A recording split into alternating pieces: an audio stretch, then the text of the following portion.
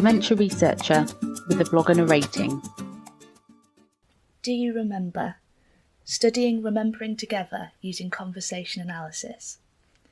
The title of this month's blog may sound like the beginning to September by Earth, Wind and Fire, but it actually has a lot more to do with the analysis of my interaction dataset, which I am now beginning.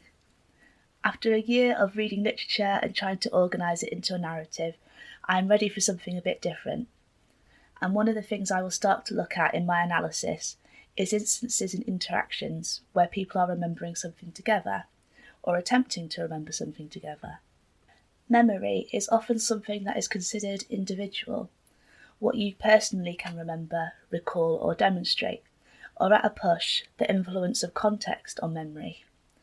I am not a cognitive psychologist, neurologist, neuroscientist, or in any way well versed in the study of internal mental processes or biology of memory, but I am very interested in how these biological and mental processes are played out and made relevant in social interactions. As mentioned in a previous blog, I am using conversation analysis in my research. Conversation analysis, or CA, is a methodological approach to studying interaction in minute detail. For a quick overview of CA, there is a great video you can watch by Professor Liz Stokoe. One of the focuses of CA is the sequential nature of interaction. So this is how what came before in an interaction influences what can come next. For example, if someone asks a question, this restricts the response from the next person who talks. So they should answer the question, and if they do not, they make their talk accountable. i.e., the question asker may say, "You didn't answer my question." The sequential nature of interaction is understood by people in the interaction, as well as being available to be studied by analysts. This is particularly relevant when discussing memories in interaction with other people, what is termed collective remembering or co-remembering.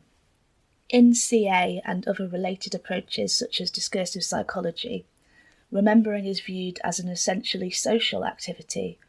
So when we recall a memory, we do so in the presence of others, and this may involve recalling a shared memory, so something which is experienced by some or all of the people present in the interaction. But when you are living with dementia, this can become trickier, as there may be difficulties in recalling memories. For example, in one of the interactions in my dataset, a married heterosexual couple are interacting. The husband, let's call him Simon, has dementia with Lewy bodies, and the wife, let's call her Anna, does not. So Anna asks her, "Do you remember?" question, which is met by silence in the space where we'd expect a response from Simon. So does this make him accountable, and does Anna say, "You didn't answer my question"? No, instead Anna then expands upon her initial question by giving further detail of the memory. There is then further silence and another expansion from Anna, which is met by a quiet from Simon. I am interested in how, in this sequence of recalling a shared collective memory, Anna's talk does not draw attention to Simon's minimal and slow response. If Anna did this, it could cause upset and damage to Simon's identity. And in the context of Simon having dementia with Lewy bodies, it demonstrates an awareness that Anna has that processing and formulating talk takes longer for him than for someone who does not have dementia with Lewy bodies. So Anna does not at any point hold Simon accountable for not answering her question. This shows that possible adaptations are made for when her and Simon interact. This also demonstrates how family and carers can interact in a way which is supportive of the identity of someone living with dementia, and how this may involve breaking conversational norms, such as a question being met immediately with an answer. This is just one example from my dataset, which features over 45 hours of data. Studying these instances where the topic of remembering is brought overtly into an interaction, for example by saying, "Do you remember?" or "Remember when?"